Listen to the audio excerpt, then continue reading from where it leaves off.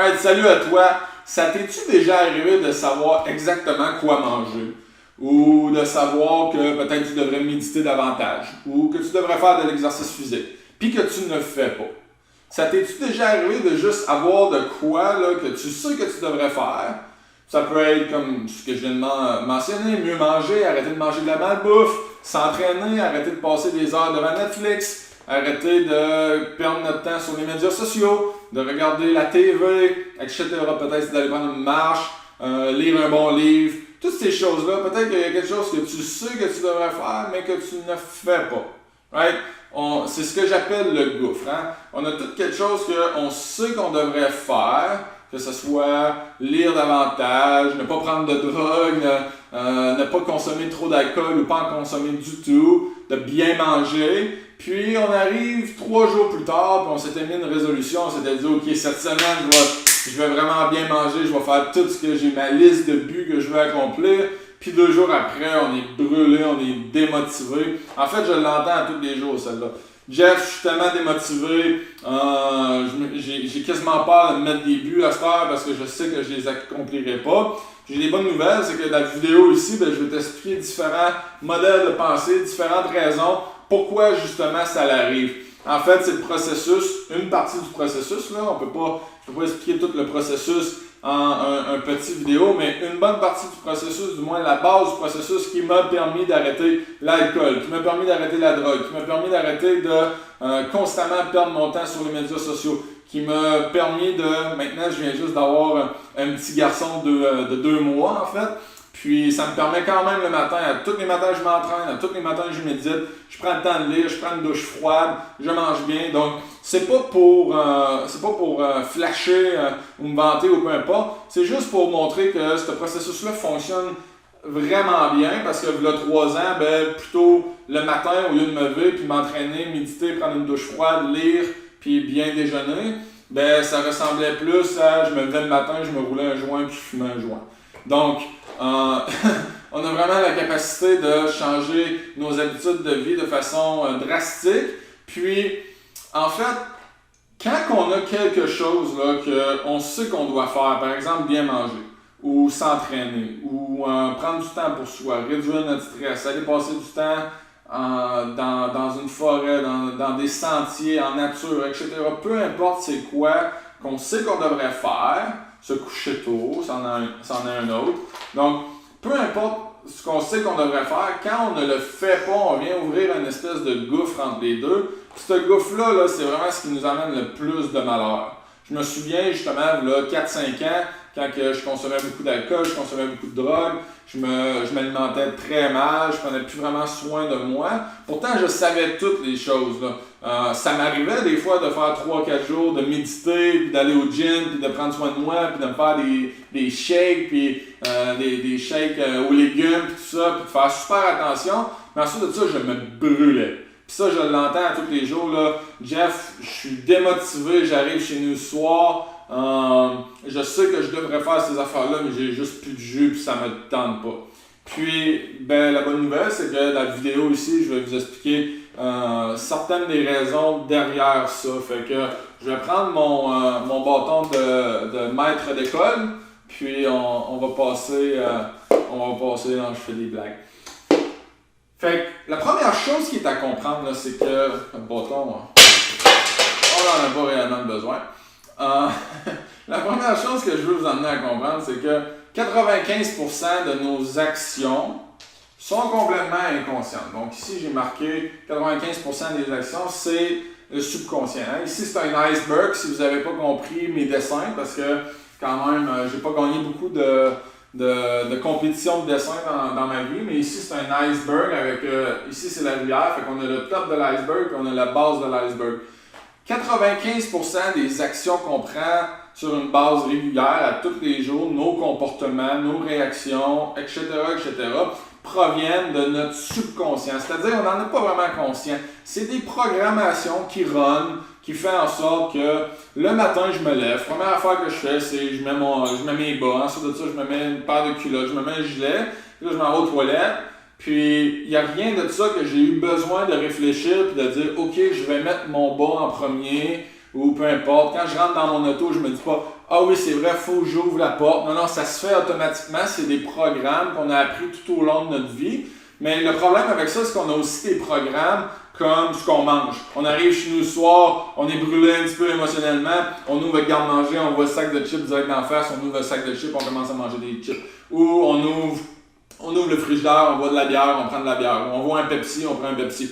Donc, tout ça, c'est complètement inconscient. Donc, on a juste 5%, on a notre volonté, notre logique, notre mémoire. Donc, quand on décide de dire, OK, cette semaine, je me mets des buts, puis je vais faire telle affaire, c'est notre conscient qui vient runner le show, qui dit, Jeff, cette semaine, tu vas méditer à tous les jours. Ben ça, c'est mon conscient qui voit ça comme plaisant, parce que ça va m'apporter les buts que je veux.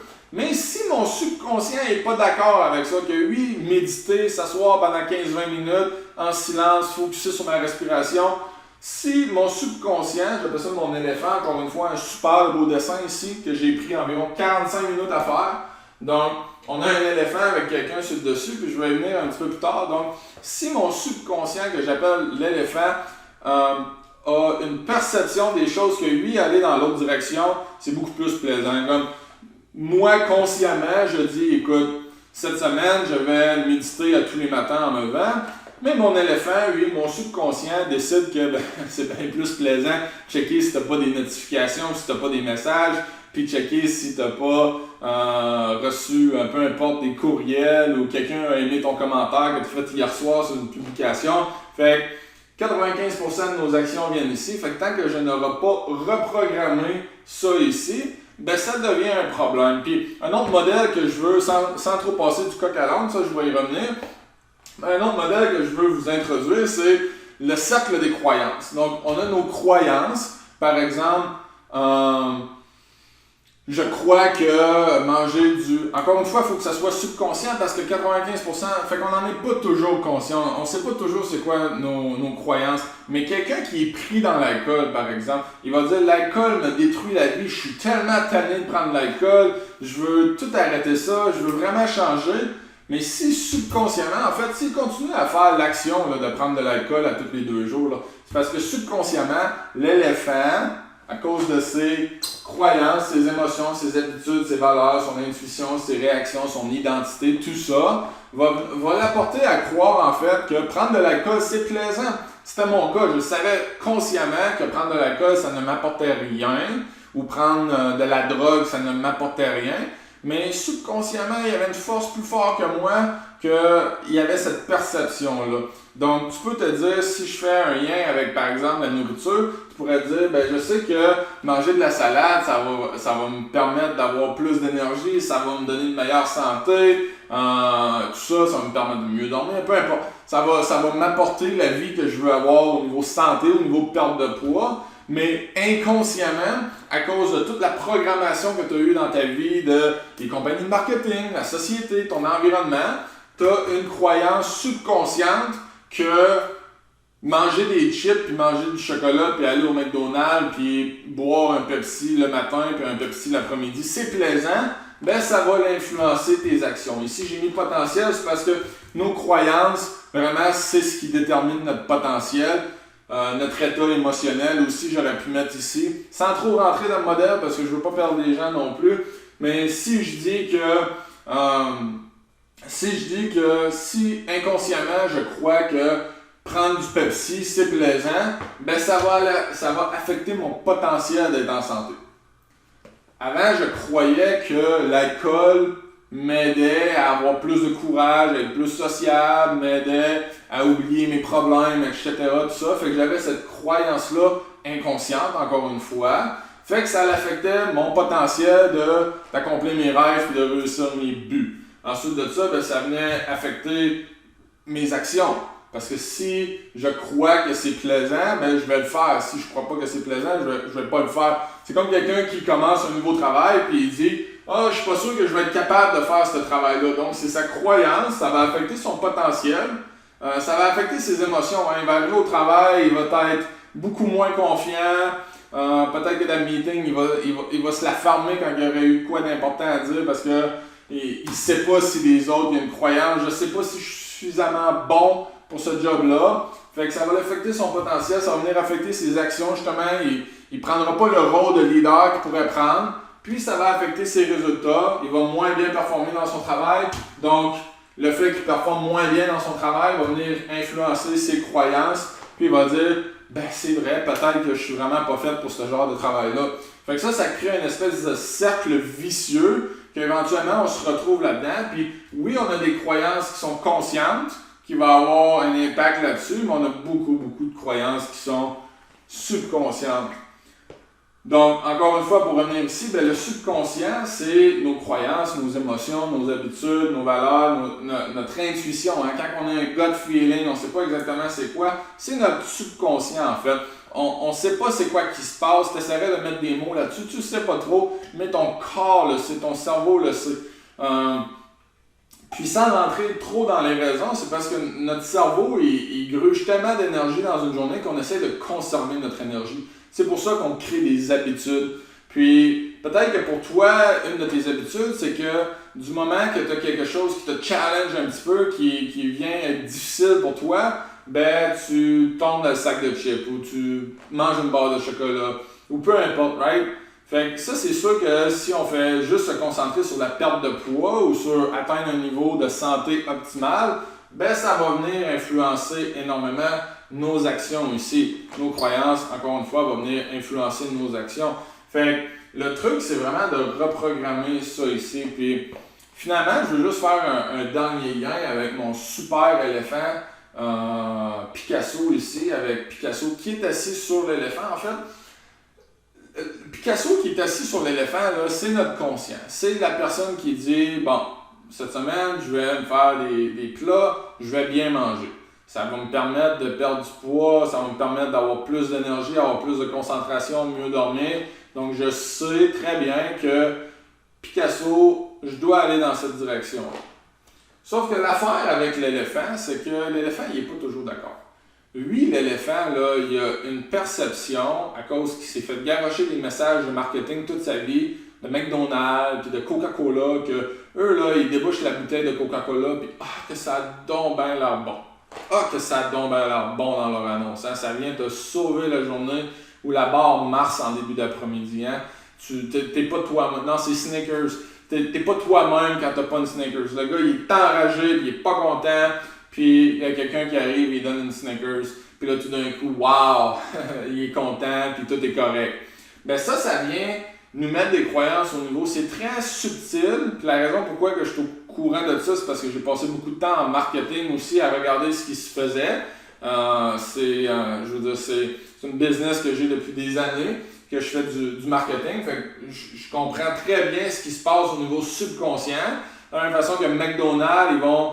je veux dire, il n'y a jamais quelqu'un qui va manger un McDonald's qui pèse 400 livres et qui a l'air dépressif. C'est toujours des jeunes qui ont l'air tout vibrants, tout en santé, ils sont contents d'aller au McDonald's, puis ils mangent le McDonald's, et que ça a l'air plaisant.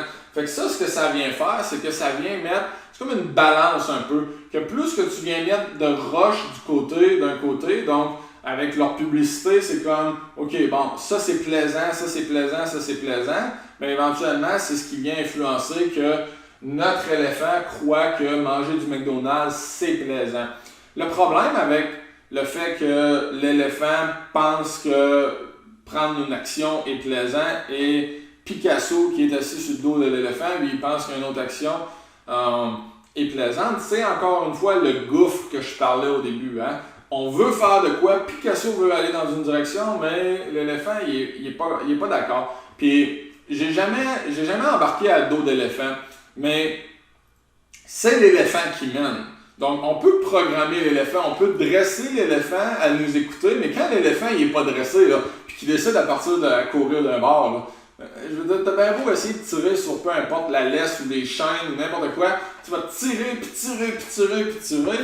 L'éléphant, je veux dire, il pèse, je sais pas comment ça pèse un éléphant, j'ai pas fait mes recherches en éléphanterie, mais mettons une dizaine de tonnes, ben, s'il décide de partir d'un bord avec ses 10 tonnes, Picasso sur le dessus avec son pinceau, là, il ira pas fort il sera pas capable de tirer sur l'éléphant. Puis ça cause, c'est ce qui vient causer toute cette dissonance cognitive-là, qu'on veut faire de quoi, mais on n'arrive pas à le faire. On veut vraiment bien manger, Mais Moses que l'éléphant, lui, il décide d'aller dans une direction. Puis ce qui va arriver, c'est que parfois les gens vont faire un régime, les gens vont prendre des résolutions. Puis ça, je l'entends, j'ai des gens qui viennent me voir, puis que perdu 75 livres, mais je l'ai repris, je l'ai reperdu. Puis quand je me décide vraiment de perdre, je suis capable de perdre, je sais que je suis capable de perdre, mais maudine, après l'avoir perdu, je me sens brûlé, je suis plus capable, puis à un moment donné, je me laisse aller, c'est fou. Ça, c'est l'éléphant qui est parti d'un bord. Mais en fait, ce que Picasso, qui est assis sur le dessus de l'éléphant, faisait, c'est qu'il tirait de toutes ses forces pour emmener l'éléphant. Il y avait de la volonté, il y avait un désir d'atteindre son but, puis tout ça, c'est conscient. C'est Picasso qui décide, OK, là, go, on y va. Sauf que l'éléphant, dans ce temps-là, il fait, bon, mais Picasso, il a l'air vraiment motivé, je vais aller avec lui. Mais après un certain temps, Picasso, il est brûlé. Picasso, il est brûlé, ça fait 2 mois qu'il tire sur l'éléphant, qu'il met toute sa volonté, qu'il met toute sa force pour réussir à tirer sur l'éléphant. Puis l'éléphant, lui, il a encore la croyance que aller au McDonald's, c'est bien plus plaisant. Fait que du moment que Picasso il décide de se mettre les 2 mains sur la tête, puis de relaxer sur l'éléphant, puis d'arrêter de tirer dessus, fou, il décolle d'un bar, puis il s'en va chez McDo, il s'en va boire son Coca-Cola, il s'en va prendre son sac de chips. Peu importe c'est quoi pas Picasso, que l'éléphant pense que c'est plaisant. Pour moi, c'était l'alcool. C'était l'alcool, donc je me mettais comme objectif, OK, je boirai pas cette semaine, je boirai pas pendant 2 semaines, puis OK, je suis motivé, puis je vais faire mes affaires, puis je vais faire ma routine, puis là, ça commence à bien aller, puis tu baisses tes gardes un petit peu, tu commences à dire, bon, l'éléphant, il a l'air à vouloir venir, il a l'air à être d'accord avec moi. Tu sais, ça fait 10 jours de suite que je réussis. Puis là, ben, j'arrête de mettre toute ma force, toute ma volonté. Puis l'éléphant fou, il est reparti de l'autre bar. Puis avant même que je le sache, ben, j'étais au bar, j'avais dit je vais prendre une bière. Puis je suis rendu que j'ai pris 10 bières, puis je suis sous ben raide. Puis là, ça m'emmène un état émotionnel que je me sens triste, je me sens comme un loser, je suis démotivé. Puis à la longue de faire ça à répétition, ben, ça vient créer un problème parce que la prochaine fois qu'on met un objectif, on ne croit pas qu'on va réussir à l'atteindre.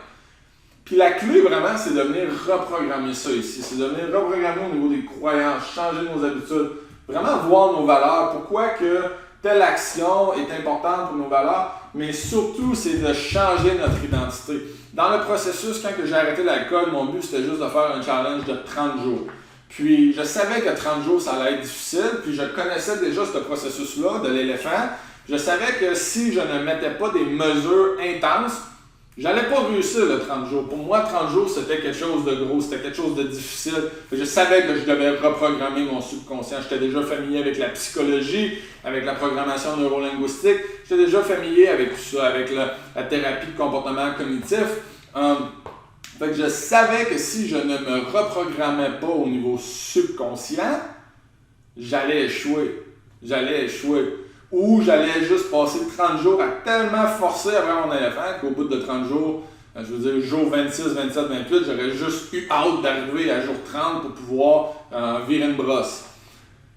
Mais tout ça, ben, ça prend un changement d'identité. Quand que j'ai réussi à le faire, justement, j'ai reprogrammé mes croyances. L'éléphant, au travers de processus que, évidemment, je ne veux pas prendre 1h30 ou 2 heures ou 3 heures. Je veux dire, c'est un processus que je ne peux pas expliquer en une petite vidéo, mais je vais vous expliquer c'est quoi que vous pouvez faire par la suite pour continuer dans ce processus-là. Mais c'est vraiment de venir reprogrammer l'éléphant. Puis une fois qu'on fait ça, moi ça fait 2 ans que je n'ai pas consommé d'alcool. Puis je veux dire, je suis allé dans des mariages, je suis allé dans des parties, je suis allé dans des bars, je suis allé dans des soirées. Je veux dire, j'ai pas de désir. L'éléphant, je peux le laisser détacher, m'en aller promener, l'apprivoiser. L'éléphant, il va rester là ou il va même venir avec moi. Il n'y a plus le goût de partir à courir dans une direction. Fait que qu'est-ce que ça changerait quand que, justement tu te sens fatigué, tu es brûlé émotionnellement peut-être, puis tu sais qu'il n'y aura pas de problème. Tu ne tomberas pas dans le sac de chips le vendredi soir, tu ne tomberas pas dans la malbouffe, tu ne tomberas pas dans l'alcool, la drogue, peu importe, à abuser des médias sociaux. Tu vas continuer à faire tes choses parce que l'éléphant, il a les mêmes croyances que toi. Tu as réussi à fermer ce gouffre-là entre ce que ton conscient et ton subconscient croient. Puis ça, ben, la programmation neurolinguistique pour se reprogrammer, est super intéressante parce que justement, on descend de niveau. On vient pas parler ici et essayer de comprendre c'est quoi que tu crois consciemment. On vient voir c'est quoi que tu crois subconsciemment. Puis ça, bien sûr, idéalement, il faut être accompagné. Je veux dire, à moins de passer des années puis lire des dizaines de livres sur le sujet. Puis, je veux dire, au travers de ça, j'ai été accompagné énormément, que j'ai fait des formations et tout. Mais si ça devient difficile de trouver nos propres croyances, de savoir, OK, c'est quoi. Je veux dire, la majorité des gens qui viennent me voir, là, ils disent, je sais pas pourquoi je retourne tout le temps manger de la scrap, ou je sais pas pourquoi que je suis pas capable de me motiver, ou que je suis tout le temps fatigué, puis que c'est parce que quand on tire sur l'éléphant, là, c'est ça qui vient vraiment nous gruger du jus. Fait que la clé dans tout ça, c'est de venir reprogrammer le subconscient, devenir une nouvelle personne dans ce processus-là, parce que littéralement, je m'utilise comme exemple parce que, je veux dire, ce que j'ai réussi à faire en une petite période de temps au niveau de reprogrammation, c'est un gros travail quand même, mais un mois après, je ne me percevais plus comme la même personne. Puis les gens, ils perdent 75 livres, mais ils continuent à se voir comme quelqu'un de gros. Ben, c'est sûr que ça va causer problème. Ou ils continuent à se voir comme quelqu'un de lâche, ou ils continuent à voir. Ils vont aller s'entraîner, puis ils se sentent quasiment comme un imposteur. Mais cette identité-là, c'est juste la balance que je parlais, qu'il y a eu tellement de roches, de poids qui a été mis dans un bord par la société, que tu es amené à croire que tu n'es pas quelqu'un qui fait attention à toi, ou tu es un alcoolique, ou tu es un drogué, ou peu importe. Ça l'amène à créer une identité qui est juste une illusion. Puis cette identité-là, on peut la défaire, la sacrer au vidange, puis en créer une nouvelle qui va réussir à nous amener où est-ce qu'on veut. Fait en fait, c'est de recréer l'identité de l'éléphant pour créer de quoi qui va être pratique, de quoi qui va nous aider à atteindre nos buts, créer des nouvelles croyances. Présentement, subconsciemment autant que consciemment, je crois fortement que l'alcool ne me sert absolument à rien, que c'est un poison, que ça m'empêche d'avoir la bonne santé. Puis en plus, je crois que je peux avoir tellement plus de plaisir sans substance, sans alcool, sans rien. Juste parce que je suis capable de créer un propre état émotionnel de joie ou peu importe, de gratitude, puis de plaisir, sans rien. Fait que, puis je veux juste mettre ça clair, c'est pas grave si quelqu'un prend de l'alcool, j'ai rien contre ça. C'est juste que pour moi, j'ai décidé de créer cette croyance-là avec un processus que j'utilise justement avec mes étudiants. Puis c'est ça que je veux te parler aussi, c'est que j'ai un programme en ligne qui est un mix d'un programme, des vidéos préenregistrées avec des exercices que tu peux faire toi-même, que tu peux faire aussi souvent que tu veux, que tu peux t'immerser. Ça dure en général entre 8 semaines et 4 mois, dépendamment de la vitesse que tu veux faire. Si tu veux vraiment t'immerser, ça se fait en 8 semaines, mais je vais quand même t'inviter à continuer le processus par la suite. Quelqu'un qui veut faire un petit peu plus lentement, ça dure 4 mois. Ensuite de ça, il y a des appels à toutes les semaines de groupe. On n'est pas énormément dans les appels de groupe. Quand il y a plus de monde, je mets différentes plages horaires pour s'assurer que tout le monde... Parce que le processus de reprogrammation que je te parle, de programmation neurolinguistique, il faut interagir. Il faut que tu puisses me parler puis me dire, OK, c'est quoi qui te bloque pour qu'ensuite de ça, je puisse te reprogrammer, justement. Reprogrammer tes croyances, revoir tes valeurs. Prendre une valeur que pour toi, tu pensais que, OK, le fun, c'est plus important, puis tu te retrouves tout le temps à prendre de l'alcool, mais peut-être venir mettre le fun en bas de la santé, puis là, la santé devient ta valeur la plus importante. Vraiment créer une nouvelle identité, puis faire en sorte que 95% de tes actions t'aident à atteindre les buts que tu veux. Fait que le programme, en fait, je veux vraiment parler à tous les gens un à un avant. Donc, ce que je t'invite à faire, c'est à quelque part sur cette page, je vais avoir un lien pour aller céduler un appel vidéo. C'est complètement gratuit, ça ne t'oblige à rien. En fait, tu vas avoir beaucoup de...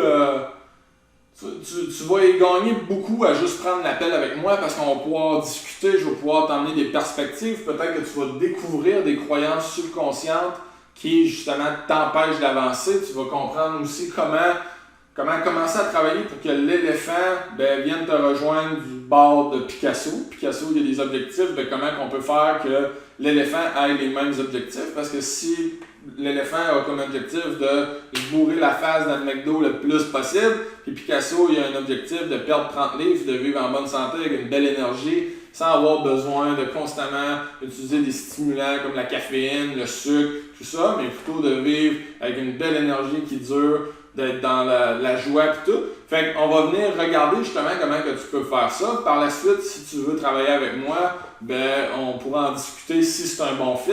J'accepte pas tout le monde en fait, il faut que ce soit un bon fit. Il faut que je sois sûr à 100% que je puisse t'aider. Mais ceci étant dit, durant l'appel, tu vas avoir tu vas y gagner beaucoup. Tu vas vraiment sortir de là avec une clarté sur sur quoi tu dois travailler, quoi faire pour réussir à l'atteindre. Encore une fois, je veux revenir là-dessus. Ce processus-là, c'est de reprogrammer. Quand on reprogramme, quand on devient une nouvelle personne, il y a beaucoup de gens qui vont vivre une transformation physique, par exemple, ils vont perdre 50 livres, mais dans leur tête, leur image d'eux-mêmes est restée la même pendant ce temps-là.